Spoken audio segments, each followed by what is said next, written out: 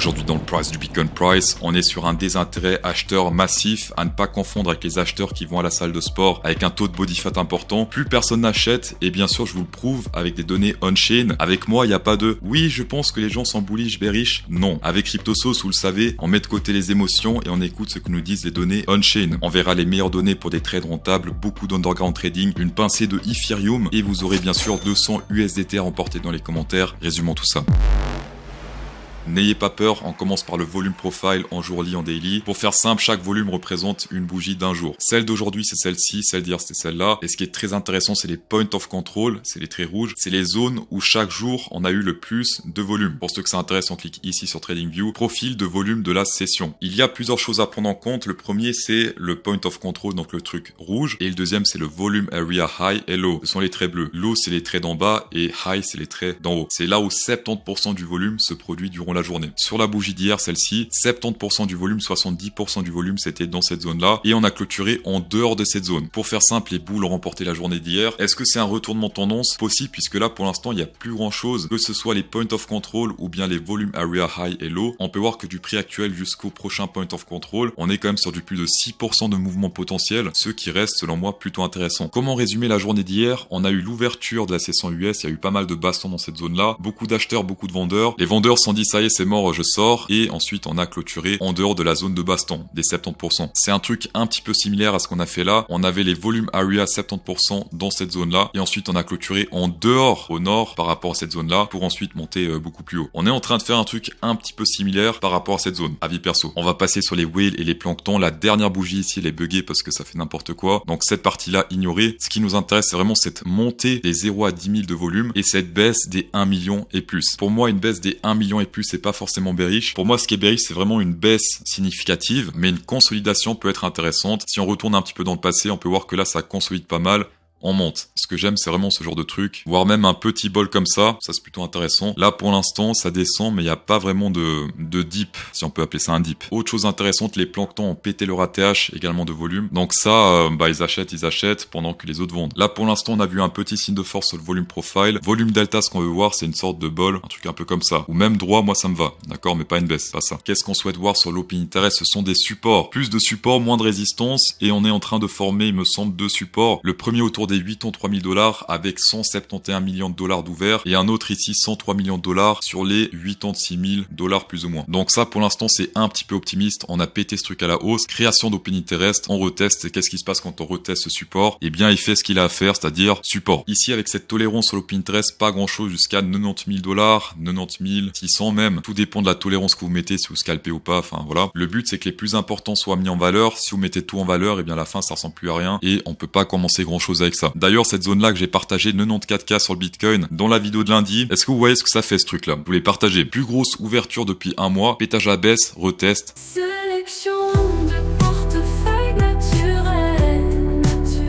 Où sont les acheteurs en prise de masse? J'ai pris les jumelles et je vois rien. Ici sur ce graphique, on peut voir les holders de 1 mois et moins. On va faire juste 1 mois, une semaine. Non allez, on fait 1 mois et moins comme ça. Et on peut voir qu'à chaque pic, eh bien ça pue un peu pour Bitcoin. D'ailleurs, il faut mettre le Bitcoin Price et il faut pas faire la mise à jour parce que Windows 11 c'est pourri. On a le price du Bitcoin Price en blanc, on a les holders en orange et on peut voir qu'à chaque fois que ça fait un pic, souvent c'est pas vraiment le moment d'acheter. Sauf que là, ça fait déjà pas mal de temps qu'on a fait un pic, on a fait un crash de tête, c'était entre 20 et 30% et on est descendu, il y a plus personne qui hold entre 1 mois et une semaine. Il y en a, mais pas beaucoup. Durant le range de 2024, c'était ces niveaux-là sur lesquels il fallait recharger. Là, on est sur un niveau assez similaire, légèrement plus haut. Donc, on peut descendre encore un petit peu pour atteindre les niveaux 2024. Mais on est plutôt proche des creux 2024, ce qui est plutôt intéressant selon moi. On va quand même s'intéresser, si on est dans un bear market, comment pourrait réagir le prix. Donc, ce qu'on a vu là, on est descendu jusqu'à ce niveau-là. Donc, plus ou moins le même que celui qu'on a actuellement. Je sais pas si vous voyez cette ligne grise là sur le graphique. On est monté avec les holders. Donc là, ça y est, ça a acheté le dip. Et une fois qu'on est monté, hop, punition. Je rappelle tout de même contre ce dip là et ce top là, on a fait un plus 50%. Ce graphique là affiche les holders de 1 mois et moins, mais pour les personnes qui sont intéressées pour du plus long terme, eh bien il faut dézoomer un peu, on prend du 6 mois par exemple et moins, du 1 an également, mais je pense que 6 mois c'est plus intéressant pour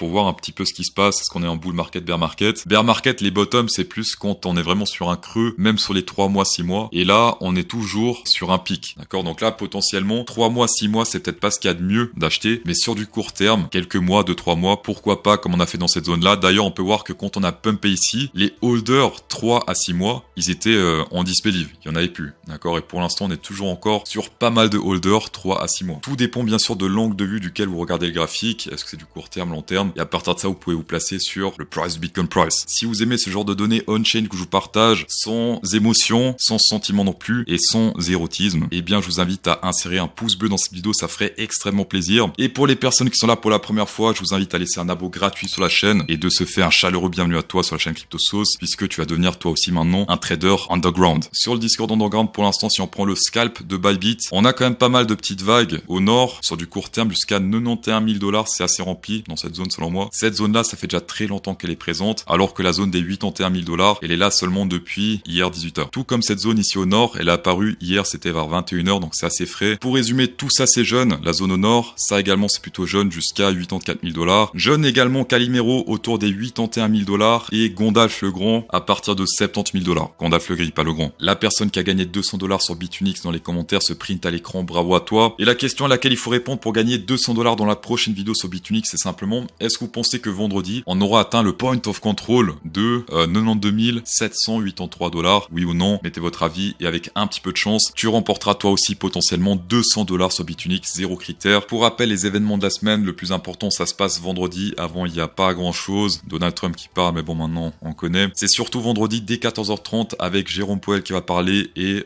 les taux de chômage de février. Ça peut impacter pas mal le price du Bitcoin price, donc attention à ça.